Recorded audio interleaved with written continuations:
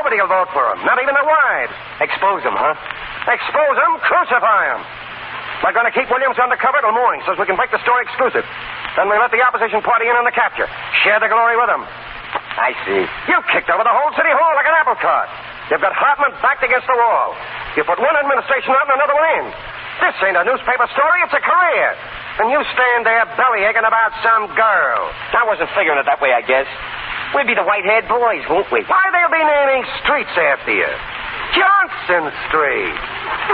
You and I are going to run this town, do you understand that? Yeah, but wait a minute. We can't leave Williams here. One of those reporters will be back. We're going to take him over to my private office right away. Where's our phone? That one, the red one. How you going to do it? They'll see him. Now that he's inside the desk, we'll carry the desk over. Hello, give me Duffy. You can't do that. It's crawling with cops outside. We'll lower out the window with pulleys. Quit stalling.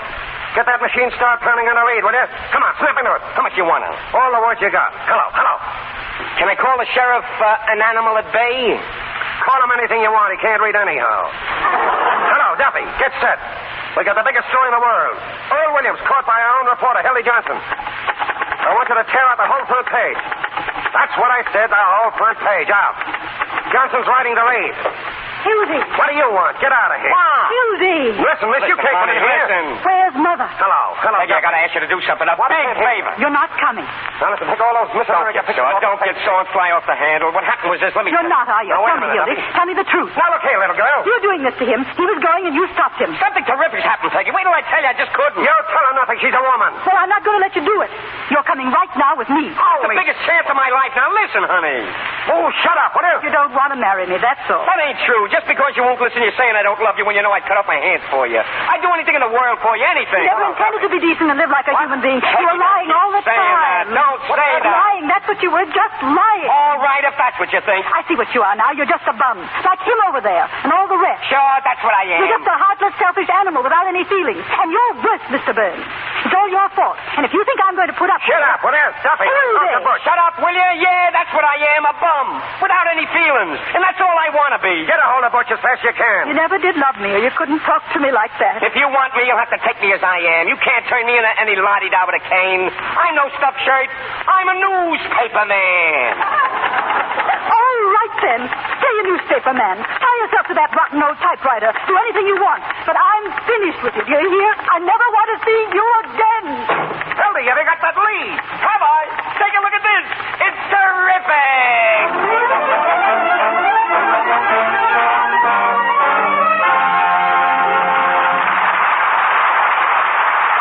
We pause for station identification. This is the Columbia Broadcasting System.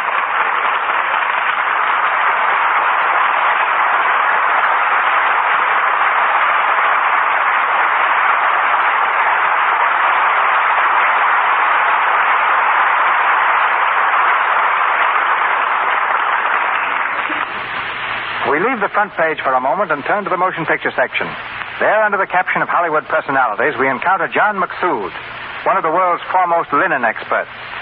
Picture studios, in their endless effort to perfect every detail of a film, use Mr. McSood as technical advisor in scenes showing table linens, handkerchiefs, and linen costumes.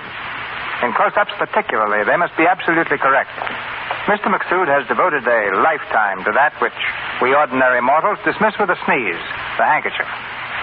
When not at the studios, he spends his time operating one of our more exclusive shops. It's known as the Kerchief Bar at the crossroads of the world, where many of our stars are frequent visitors. Handkerchiefs, ladies and gentlemen, have been a collector's item for centuries. Among the screen's more avid fanciers of handkerchiefs are Jane Withers, Jeanette MacDonald, Leslie Howard, Tyrone Power, who prefers them in silk, Gracie Allen, and Joan Blondell.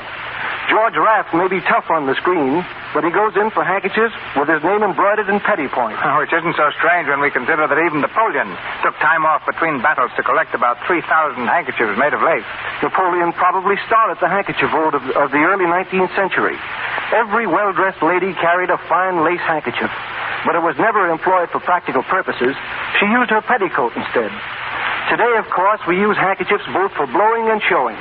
In my shop, I have 12,000 different patterns and handkerchiefs for which people pay as high as $750 apiece. To pay that much for a handkerchief, the fellow must keep his nose to the grindstone. Then take a less expensive one, the kind, for instance, that sells for $100.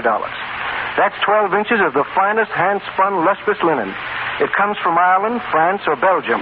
From there, it goes on a long journey through the Suez Canal to China for expert handwork. It's hem-stitched in southern China and is sent to my headquarters in Shanghai. From there, it goes to northern China for embroidery and back again to Shanghai for the finishing process. Before this takes place, a year and 3 months of hand labor have gone into that handkerchief. Back in Shanghai at my headquarters, it gets 7 baths. 3 are in a secret solution which removes all stains. 3 more are in rainwater. And the final bath is in Lux Flakes. Why Lux in particular? Well, there are very good reasons. In the first place, fine linen should be washed only in the most gentle of soaps, free of alkali, and that require no rubbing which might spread the weave. The second reason is that Lux Flakes restores to linen its original creamy whiteness and luster. Only after its bath in Lux is the handkerchief brought to the United States. By this time, it has traveled about 17,000 miles. Many of the least costly handkerchiefs, those that come few for $1, travel just as far. And while a handkerchief is considered a necessity in civilized society, I believe that the savage bushmen of Australia were the first to use them. Their handkerchiefs were large leaves. That's correct, Mr. DeMille. Then came the Romans, who wore plain linen handkerchiefs around their necks as a symbol of social distinction. Today, in Ireland, many girls, when they go to bed, put a linen handkerchief under the pillow, believing it will work wonders in getting them husbands. And also, at the present time in China, if you embroider a handkerchief with a certain type of stitch, you'll go to prison. They call it the forbidden stitch. So intricate that many people who attempted it went blind. It has been banned for 100 years. So you see, there's drama even behind the simple word Gesundheit, just as there is in this great play you're presenting tonight, which I don't intend to hold up any longer. Many thanks. You win by those, Mr. McClure.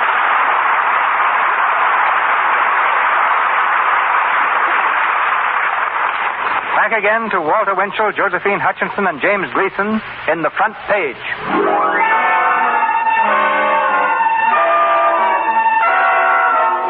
Police have discovered their mistake, but the man they surrounded was not Earl Williams. The search has been renewed again around the county jail.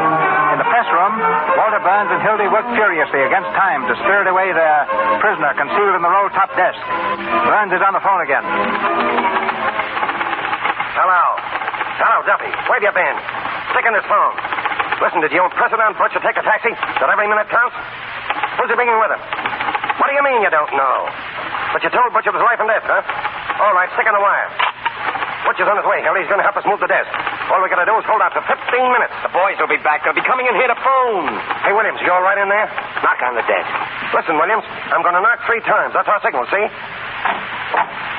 Get it? Answer with 3 knocks if you're okay. That's the boy. 3 knocks is me. Don't forget. Got enough air? Good boy. Oh, come on, Hilly. Get going in there. Tear into it. Don't sit there like a frozen robin. You've just bollocksed up my whole life. Do you know that? What? She was the most wonderful girl I'll ever know. She had spirit, brains, looks, everything. Who in blazes are you talking about? My girl. Who do you think? What are you going to do? Start mumbling about your girl now? You've got a story to write. I practically threw her out. Like she was a... You're acting like a man for the first time in your life. Now, don't start crawling now. I'll never love anybody else again. They don't come like that twice in a guy's life. You'll sleep it off. Now, listen, Hildy, I got enough on my mind. When she was sick in the hospital and you sent me on that wild goose chase all over Kentucky for 3 weeks, she never even complained. Sick in the hospital? She was. She nearly died. I see. She didn't complain, but she just nearly died, that's all. I would have been on the train now. I would have been almost a Gary. Listen, Hilly, you've had a good rest. Now get back on the story. Who is it? It's the new boss, Louis. Louis, what's he doing back here? Hello, boss. Well, what's the matter with you? Where'd you get that black eye? Where's the old lady? What'd you do with her? What happened? You been in a fight? Oh, down the Winterwaist Avenue. We were going 65 miles an hour. You know what I mean, boss. Take the mush out of your mouth. Where's the old lady? I'm telling you, we were on the Spreaker police patrol. You know what I mean? We broke him in half. Was she hurt? Where is she? Tell me. I'm telling you, can you imagine bumping into a load of cops? They come rolling out like oranges. What did you do with her? What the came of her? I'm asking you. Search me. When I come through, I was running down 35th Street. Get me? Oh, you screwball. I give you no lady to take someone, you hand her over to the cops. What do you mean I hand her? The patrol wagon, she was on the wrong side of the street. She's probably squawking her head over to a police station. Now everything is fine. Well, I don't think she's talking very much. You know what I mean? You mean she was killed? Well, I ain't sure, but there's a good chance. Oh, my God, dead. That finishes me. Listen, Hildy. That's fate. What will be, will be. What am I going to say to Peggy? What will I tell her? You're never going to see her again. Snap out of it. Would you rather have the old dame dragging a whole police force in here? I killed her. I did it. How can I ever face her? Listen, Hildy, if it was my own mother, I'd... carry on. You know I would. Shut up, you murdering no good. No matter how I felt, if my heart was breaking, I'd carry on. For the paper. Where was it, Louis? I'll go out. You stay here. Let me alone. Right when I'm surrounded with my back against the wall, you ain't gonna lie down on me. I'm going to lay down on you and step in your face, you murderer. Scared, huh? Yellow running out of your collar. I don't care what you think. I'm going to find my girl's mother. Who's that? Sheriff and the rest of the boys. Now we're in this sweet spot. Spot or no spot, I'm leaving. Don't open the door. There he is. Don't let him get away, Sheriff. Just a minute, Johnson. Let me alone. Don't get away, Sheriff. Take your paws off me. Hold him, boys. Hey, Sheriff, what do you think you're doing breaking in here like this? You can't bluff me, Burns.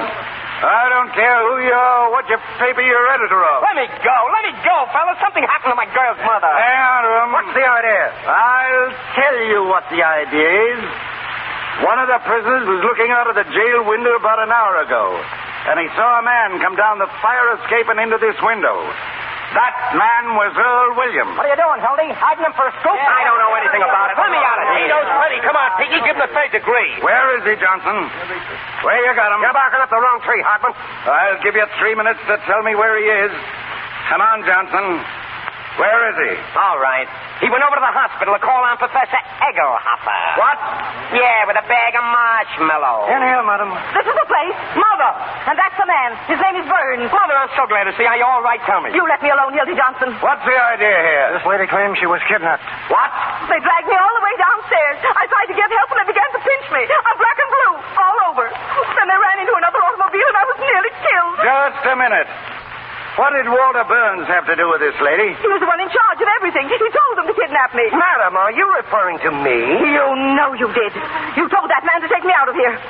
What about this, Burns? Kidnapping, eh? It's beyond me, Sheriff. Who is this woman? Oh, what a thing to say. No, madam, be honest. You were out joyriding, drunk, and you got in some scrape. Why don't you admit it instead of accusing innocent people? You ruffian. You unprincipled man. How dare you say a thing like that? Please, Mother, don't mind him. He's just crazy. I'll tell you something else, officer. I'll tell you why they were hiding. They were hiding a man in here. Hiding him? Yes. In here? Madam, you're a two-faced liar. Holy... What was that? There's someone in that deck. Yeah, someone knocked back. On the bed. Someone knocked back. Sure. Yeah. Yes. Stand back, you men. Come on, there. Come out here, Williams. Come out, do you hear? We've got you covered. Open that desk, Jacoby. All right. You got me. Now go ahead. Shoot me. Grab him. Grab him. Take him down to the jail. We'll write a warrant for the arrest of Walter Burns and Hildy Johnson. You can't do this to me. I can't, eh? Listen, Sheriff, I got to get married tonight. Aiding and abetting an escaped criminal.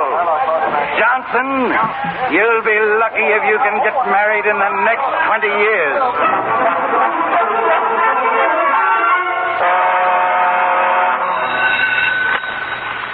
Sheriff speaking. Oh, yes, Pesalski. Come over to the press room as soon as you can.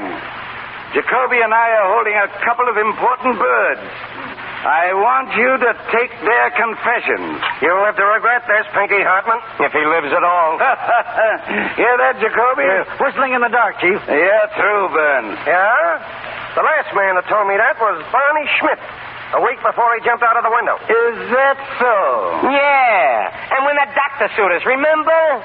False arrest. Oh, yes. Dr. J.B. Godolphin. Dr. Godolphin sued us for $100,000. It seems we called him a quack. Well, the day of the trial came and the doctor was on his way to court. With all his lawyers and medical witnesses. Drowned, by heaven. Drowned in the river. With their automobile, their affidavits, and their law books. And I've got the same feeling right now I had that 5 minutes before the accident. Your luck ain't with you now, Burns. Hello, Sheriff. It's Pinkett. Here's your reprieve. Get out of here. You can't bribe me. Get out of here, you. I won't. Here's your reprieve. What's that? Who is this man? Throw him out. Come here, you. Who was bribing you? And they wouldn't take it. Oh, you're insane. What did I tell you? An unseen power. What's your name? Irving Pincus. It's a frame-up. That's what it is. A frame-up. He's an imposter. Murder, huh, Sheriff? Hanging an innocent man to win an election. That's a lie. I never saw him before in my life. When did you deliver this reprieve, Pincus? Who did you talk to? Tonight they started writing bribing me. Who's they? The sheriff and Jacoby. But that's absurd on the face of it, Mr. Burns. Oh, he's talking